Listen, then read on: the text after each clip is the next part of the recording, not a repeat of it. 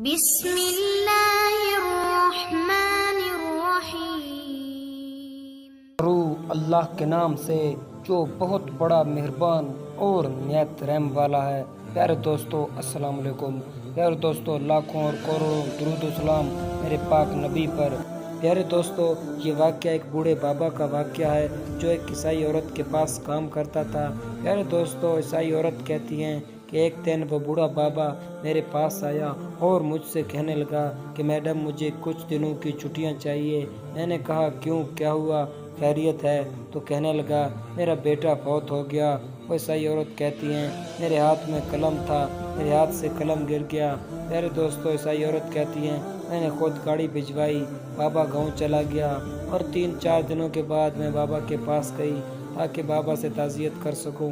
تو میں بابا کے پاس گئی، میں نے دیکھا کہ بابا ایک ٹوٹی ہوئی چٹائی پر بیٹھے ہیں اور کچھ لوگ بابا کے ساتھ بیٹھے ہیں۔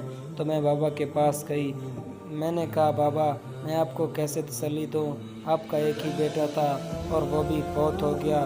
تو بابا نے آنکھیں کھولی اور آنکھوں میں ایمان کی روشنی۔ بابا کہنے لگا میڈم میں نے کون سا پیسے دے کر بیٹا خریدا تھا، خدا نے عدل سے دے دیا تھا اور فضل سے لے لیا، میں نے کون سا پیسے دے کر بیٹا خریدا تھا۔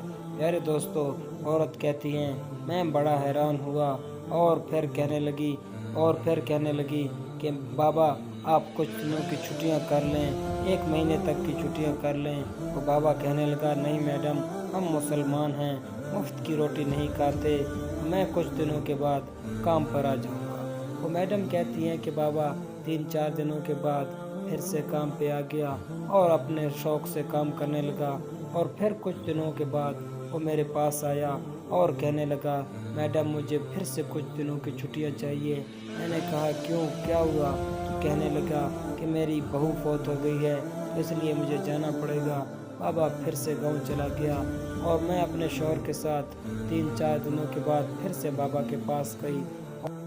وہ بابا کہنے لگا میڈم اس بار میں اپنا پوتا بھی ساتھ لے کر آؤں گا کیونکہ گھر میں تو اور کوئی نہیں بچا، میری بہو اور میرا بیٹا دونوں فوت ہو گئے ہیں، اس لیے میں اپنے پوتے کو ساتھ لے آؤں گا۔ میرے دوستو پھر وہ بابا 3-4 دنوں کے بعد پھر سے کام پر چلا گیا اور اپنے پوتے کو بھی ساتھ لے گیا۔ میرے دوستو قسمت کا کرنا کچھ ایسا ہوا کہ اس کا بیٹا یعنی اس کا پوتا چھت پر کھیل رہا تھا اور اچانک اس کا پاؤں پھسلا، وہ زمین پر آ کر گر گیا۔ وہ میڈم کہتی ہیں کہ میں جلدی سے اٹھی اور اس کے پوتے کے پاس چلی گئی، اس کا پوتا خون میں لت پت۔ بوڑھے بابا نے اپنے پوتے کو اٹھایا اور ہم نے ایمبولینس منگائی اور ہم ایمبولینس پہ بابا کے پوتے کو ہسپتال لے جا رہے تھے، رستے میں ہی جناب عزرائیل آ گئے اور اس کا پوتا فوت ہو گیا۔ پیارے دوستو بوڑھے بابا نے اپنے کمزور ہاتھوں سے اس بچے کی یعنی اپنے پوتے کی قبر کھودی اور اپنے ہاتھوں سے اسے دفنایا۔